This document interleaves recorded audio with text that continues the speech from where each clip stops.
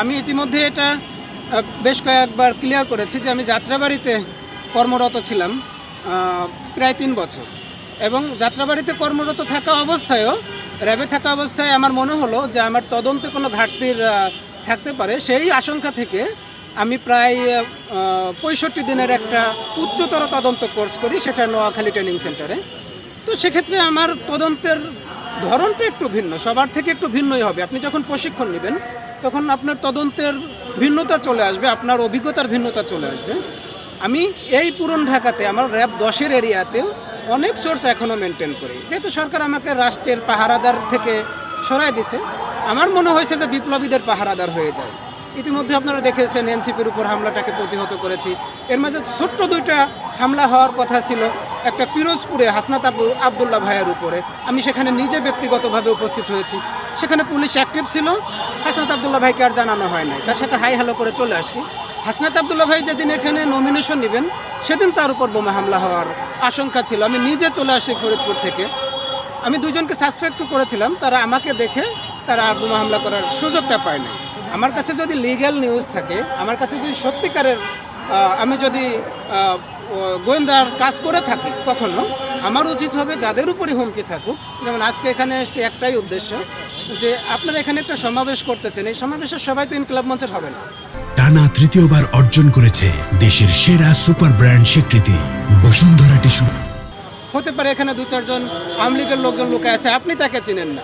আমি শুধু এই ব্যাপারে কথা বলবো, আপনার সমাবেশের ভিতর 1000 মানুষ থাকুক, কিভাবে মাত্র 1 মিনিটে তাকে ফাইন্ড আউট করতে পারবেন, এই বিষয়ে আজকে যদি সুযোগ হয় কথা বলবো।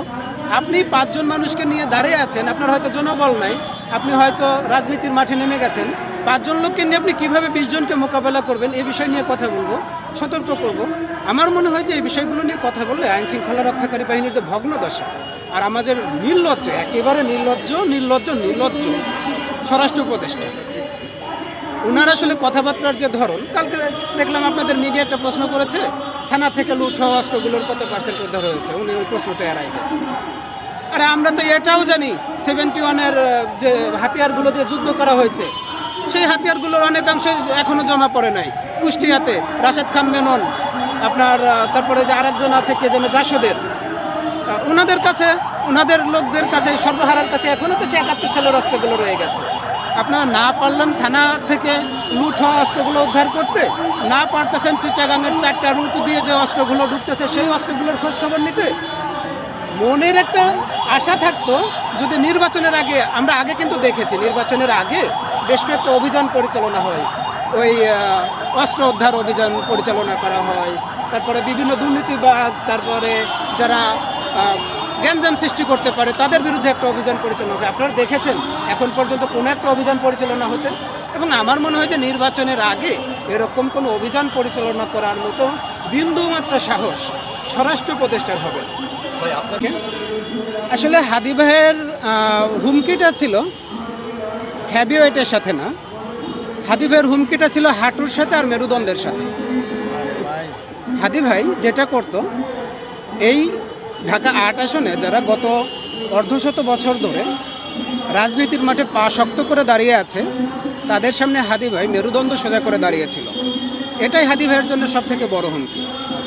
আর হাদি ভাইকে আক্রমণ করার সবথেকে সহজ উপায় হলো, হাদি ভাই বেশ সহজ সরল ছিল। আপনারা দেখেছেন ইতিমধ্যে হয়তো সোশ্যাল মিডিয়ার কল্যাণে, যে হাদি ভাইকে যারা সাসপেক্ট, যাদেরকে সন্দেহ করা হচ্ছে, তারা খুব কাছাকাছি। তারা ওই কালচারাল সেন্টারে গেছে, হাদি ভাইয়ের সাথে কথা বলেছে, হয়তো একসাথে চা খেয়েছে, নির্বাচনী প্রচারণায় খুব কাছাকাছি একদম পাশাপাশি বসেছে। সেক্ষেত্রে হাদি ভাই খুবই সহজ সরলা মনা মানুষ, হ্যাঁ। আর বিশেষ করে যারা আল্লাহকে ভয় পায়, মানুষকে কিংবা সৃষ্টিকে ভয় পায় না, তারা একটু সহজ সরল হয়। এই সহজ সরলতার সুযোগটাই মোটামুটিভাবে এই আক্রমণ যারা করছে তারা এই সুযোগটা কাজে লাগিয়েছে। আমি বিশেষ করে আপনাদের মাধ্যমে পুলিশকে, আইন শৃঙ্খলা রক্ষাকারী বাহিনীকে অনুরোধ করব, আমরা দীর্ঘদিন প্রশিক্ষণ শেষ করার পর, দীর্ঘদিনের কাজ করার পর তারপর আমরা পুলিশ হই। আমাদের তদন্তের একটা নিয়মিত ধারা আছে, যে আমরা ওই পিও ভিজিট করব, ঘটনাস্থল ভিজিট করব, আশেপাশে কথা বলবো, যারা সেখানে সাক্ষী ছিল, শ্রুত সাক্ষী ছিল, তাদের সাথে কথা বলবো। এমন যেন না হয় সোশ্যাল মিডিয়ার 2-4টা ছবি দেখে তাদেরকে শনাক্ত করার চেষ্টা করা হচ্ছে এবং সমস্ত গোয়েন্দা সংস্থা যারা এটা নিয়ে কাজ করতেছে তারা সোশ্যাল মিডিয়ার এই দুইটা ছবির পিছনে দৌড়াচ্ছে। এরকম হলে কি হবে যে প্রকৃত যে আক্রমণকারী তাকে সুযোগ দেওয়া হবে, সে যদি সুযোগ পায় তাহলে কি হবে, এর পিছনের যে ব্যক্তিগুলো আছে, এর ষড়যন্ত্র একেবারে গভীরে যারা আছে তাদেরকে খুঁজে বের করতে সময় লেগে যাবে।